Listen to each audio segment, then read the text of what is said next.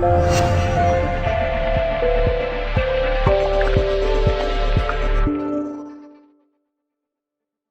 Jim, a home defeat to start the new year at Edgeley Park. It was the first half, obviously, when all the damage was done. What went wrong in your view? Our own mistakes. The first one comes from a throwing routine where we don't do what we've been training for months, years. We had a taste of that Fylde, a throwing routine. We had a taste of that at Barnet, but they didn't score. It's that retention, and they're not forced errors.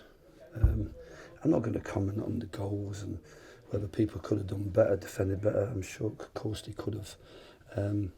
But I think that I've said to our guys consistently that there's two big messages. I felt that we're going through a period where I think the only people that can undo us is ourselves. If we make sloppy mistakes, we give the ball away, don't mark, switch off. And I think that was definitely here today. And the second thing that I think we talked about yesterday was that I think the edge has gone off us. I think we've tried to rotate, we've tried to freshen up. Players have physically got through the games, but I think mentally, the decision making, the recognition of the bigger picture, when to play a little bit more direct, when to play and go backwards and switch it. I think there was a lot of those type of errors which fans don't notice when people don't make the right choices or kick to the wrong areas or can play out of pressure or know when to take the pressure off the ball. And I think we've all got to have a look at ourselves, but at the end I finished with just thanking them for everything they've done in the last 4 games, because they'll be exhausted both physically, mentally and emotionally, especially after a defeat like that. So I don't want to be too harsh on them. I'm going to get I get people behind me criticising me all the time as soon as we lose, and we're going back to periods in this season and last season when there was a lack of courage and faith in what we're trying to do, and lack of support when we need support. The recognition that people are working really hard to do the right things and don't always make the right decisions or the right things. But so I can't be too harsh on them, but I'm really disappointed for them because I didn't think they showed what they are and what we've been about for the last 2 or 3 months. Tactically, you changed things at half-time and personnel-wise, brought a couple of extra players on and shuffled things around, went to a back 3 and won the second half. Is there a lesson perhaps in that as well?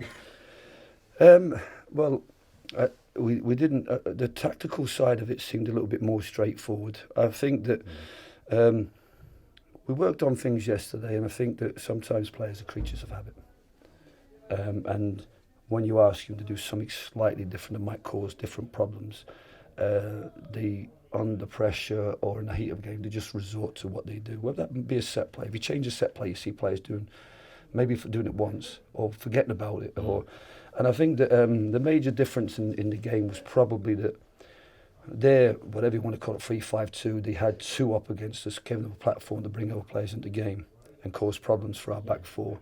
And then we only played 1, and we didn't really know how to play through the extra man in midfield or to use Belly and have people in support. So I was constantly frustrated in the first half that Elliot and Tom weren't close to Belly and connecting. We talked about yesterday that the 3 at the back that stay at home and 1 full-back push on, and the holding midfielders connecting with them, and the attacking midfielders connecting with Belly. And I thought, again, it was really disappointing how much of the game Belly was left isolated, and we had too many players trying to get the ball up to him without anybody really being close to him. And during the first half, I felt that when we got people close to him, you could see the danger from Adam and Elliot and from Tom, but we got into areas where, like I said, the edge was off the crosses, and the edge was off the shots, and the edge was off set plays, and the edge was off what we did when we set it to people. So, going back to what you talked about, the tactical change and the personnel change, I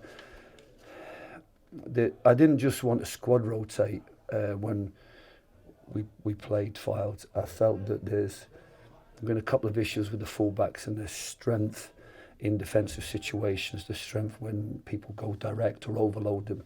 And I think that I brought in Dan and Joe, and they both were excellent in the last 2 games. And they also give you that ability maybe to roll round one side, Joe being more aggressive and Dan staying at home. And I think that, everybody would have wanted us to go back to Tyler and Sam, the team that beat Halifax, but I've recognised some mistakes and weaknesses over the last 6 or 7 weeks, and the results don't mask the performance of individuals, and there's a lot of work to be done. I think there's a lot of work to be done in terms of the recruitment we make, the improvements we look to make from the individuals, the type of tactics we use, and the consolidation of stuff that works really well for us, and try and iron out the things that don't. Having said all of that, it wasn't a great day for County. I thought Boreham Wood, probably one of the best sides we've seen this season so far in both the games we've played against them. They came here and they were aggressive, weren't they? Not many teams come here and name that many attacking players and play that kind of system. Well, they're not overly aggressive. They have 3 centre-backs that stay at home. They've got wing-backs who give them strength of a 5 and also the width in attack, and they choose their moments when to do that. They're good athletes. I think they've got a good way of playing, and they've got players that make the system really work. And I've said in my interviews that I think they're well equipped in terms of the footballing side, the direct side, not so much the counter-attack side of it, because they don't commit an awful lot of players in the first phase, but in set plays they're physically able to cope with anything that you play for them. I think whatever weakness they had and that we talked about, we never really exploited. So credit to them. It's a day for them where they performed to the level that they had in the last 10 games, and they took their opportunities and were ruthless, hit the target. I've said to our lads, Elliot and all the other lads, hit the target. The keeper's got to save it. He's got to work him. I can't remember us working that keeper. Even the shot that we got on target seemed to be a little bit, but we had so many opportunities where we didn't hit the target. And all the stuff that we've worked on in training, whether it be left foot finishes, shots to near, shots to far, I just didn't see it today. So unfortunately, I think I could only put that down to a little bit of the edge going off us, and perhaps them being full time, perhaps them being a little bit more, a bit more experience. They're obviously paying good wages to get that extra bit of quality. That's just, where you get that consistency on a regular basis, and maybe that's the difference between us today. I know you've been working hard, not just in terms of the training ground and the playing side. I know you've been on the phone for days and days, really, and your Christmas hasn't really been your own, because you're looking to refresh the squad. There are players whose loans are ending. 2 ended today, 2 ending on Monday. Joe Leesley and Adam Hamill finishing today. The news is on the website, and also Devante Rodney and Tom Walker, their loans scheduled to end on Monday. Do you want to just give us an update on where you are with them, and also the return of Ben Jackson? Yeah, I think the statement on the website's got the clarity. We still, we've got to understand these loan players are not our players, so therefore, and the reason they're out of their club is maybe because they're not considered for their club. So they're not coming out to get fit, get up to speed, and then come back, because they're part of their development plan is that. We have a strategy with our players out on loan to get them the experience that will help them grow into this level. But I don't think the parent clubs have that mentality for their players, and that's the clarity's there.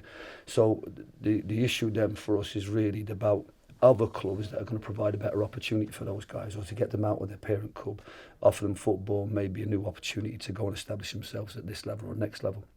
And I think that was the reason why we left Joe out today, because he's potentially got an opportunity that we didn't want to risk him injury today, and I think we missed his physicality and his intensity and his character today. But I think, like I said,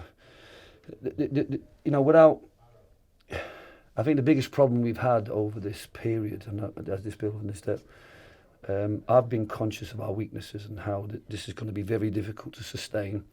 The big problem I've had is I'm not sure what I'm working with in terms of finance and investment, whether I'm working with try to be conservative and protect ourselves throughout the whole season and work within the current budget. I don't know whether there's a little bit of an extra investment or whether there's something on the horizon. So my recruitment has been extremely difficult in a sense, and I think that I've got to work on plan A, which is at the start of the season I was asked within this budget to try and get us safe and consolidating this division, and I think I'm delivering that to the board.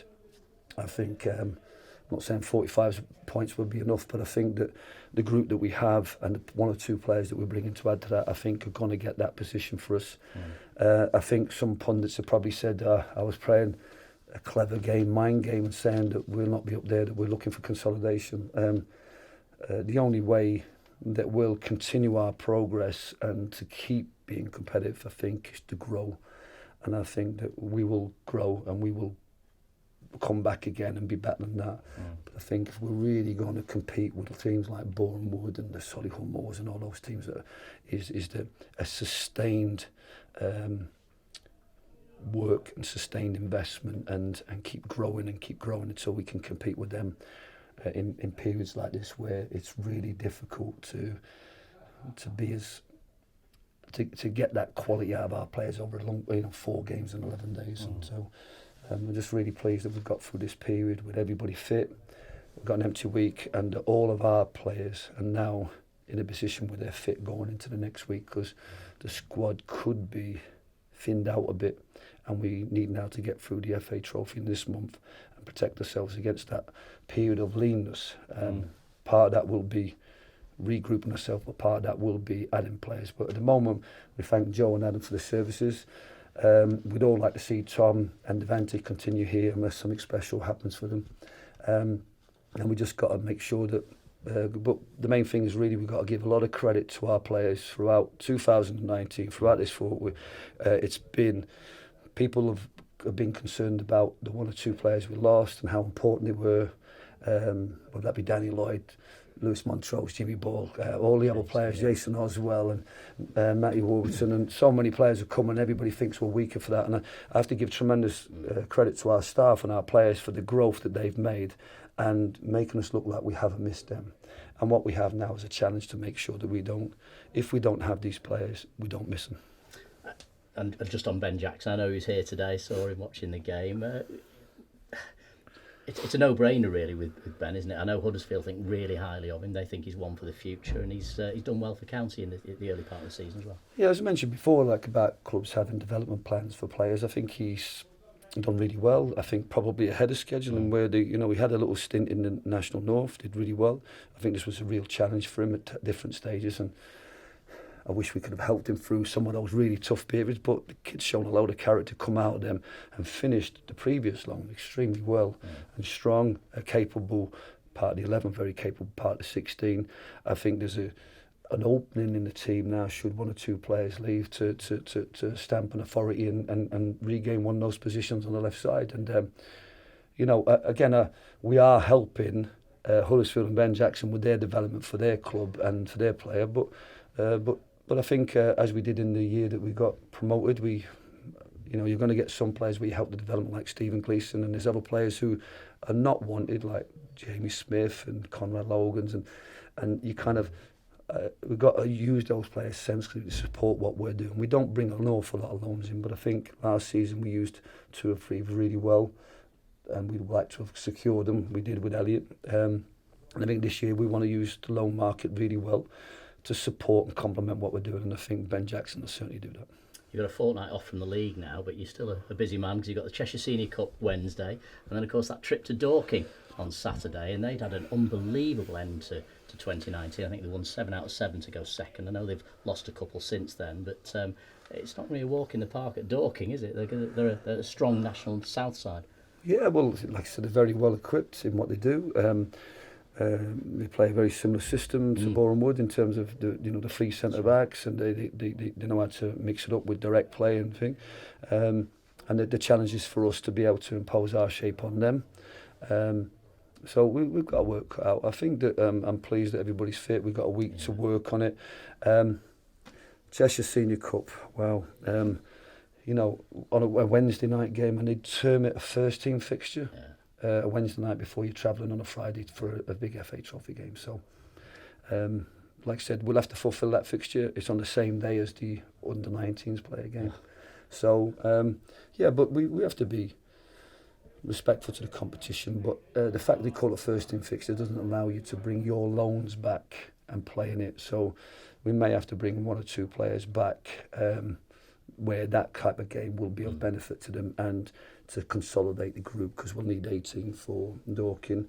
We might need 1 or 2 more should we pick up any suspensions, because in this competition, FA Trophy, if you get 2 yellows, and we've got a couple of players on yellows from the first game, and then if they get a yellow, then obviously they're missing. So we have to consolidate the group to make sure that we can come through these 3 games, again, giving people an opportunity to play, giving people an experience, and then that gives me 2 weeks on and off the training ground to get us right and to strengthen us and make sure that when Sutton come here that we're in at least the strongest position as we have at the end of last year. So a busy couple of weeks on and off the pitch. All the best. Thank you, Jim. Well, just on that point, I mean,